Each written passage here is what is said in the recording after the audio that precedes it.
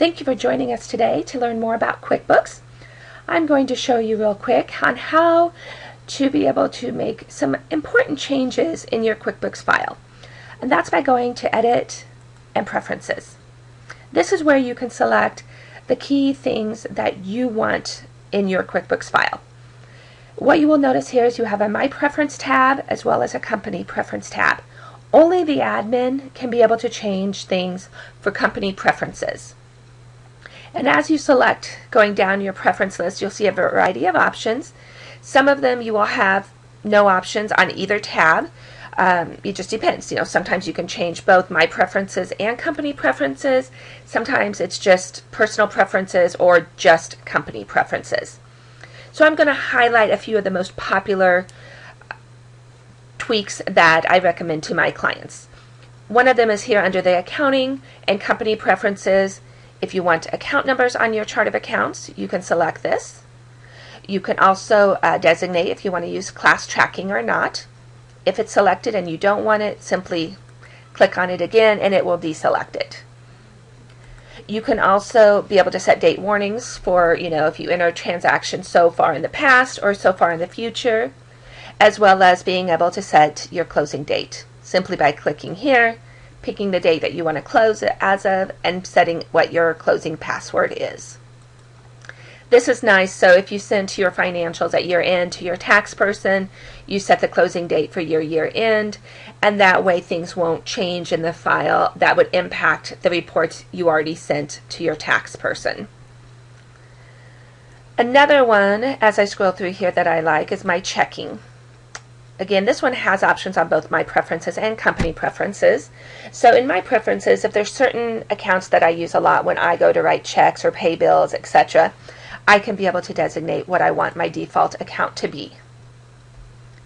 Over on Company Preferences, I can again have some options, when it comes to printing account names on vouchers or dealing with paychecks, payroll liabilities, that type of feature.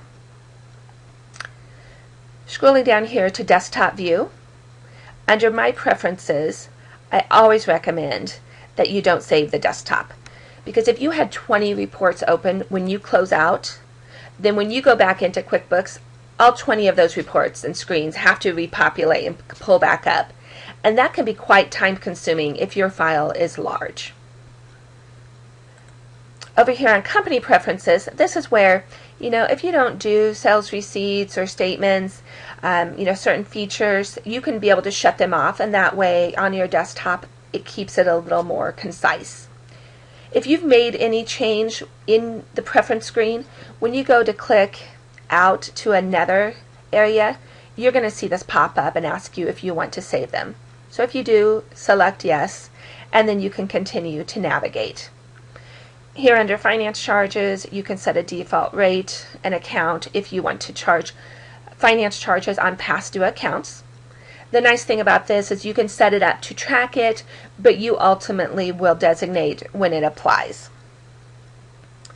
Some of the general features here under My Preferences, one that I know people like, and it's kind of a 50-50, but this pressing enter to move between fields, if it is not selected, then when I press enter, it's like a save and close. If I select this, then what that is, the enter is more like the tab function.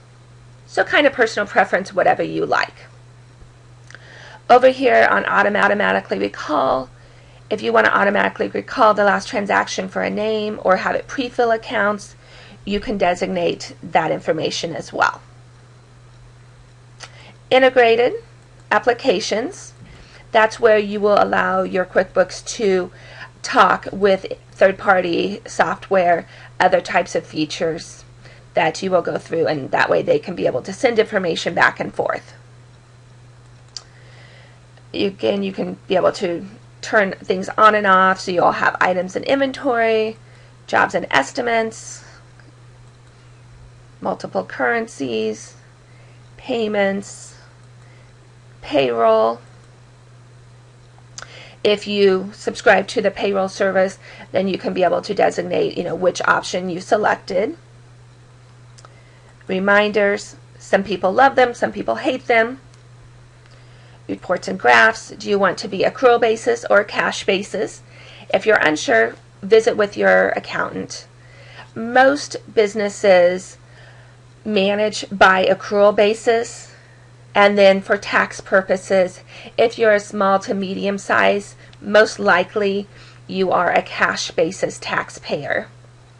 Again, visit with your particular accountant to find out for sure.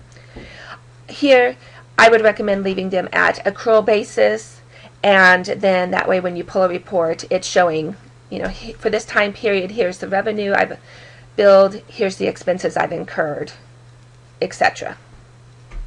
Sales and customers, if you designate for price levels, sales orders. Sales tax, if you need to collect sales tax, you can be able to turn this feature on and then be able to use your sales tax items. Also designating when you owe the sales tax and how frequently you pay. Search feature, sending forms. I love the fact that you can be able to email forms, reports, etc. right out of your QuickBooks. So here's where you can set your defaults for what you want those messages to say when you send an email. Service connection, whether you want it to be able to connect to the internet automatically or if it needs a password. And then the spelling. Here you have my preferences. Again, it can be a love or hate type of thing, so pick whatever works best for you. 1099s, if you do file 1099 miscellaneous forms, then here's where you go through to be able to set up which accounts you need to map, etc. Time and expenses, if you track time, and then what your first day of the week is, and be able to designate how you want to track your reimbursed expenses.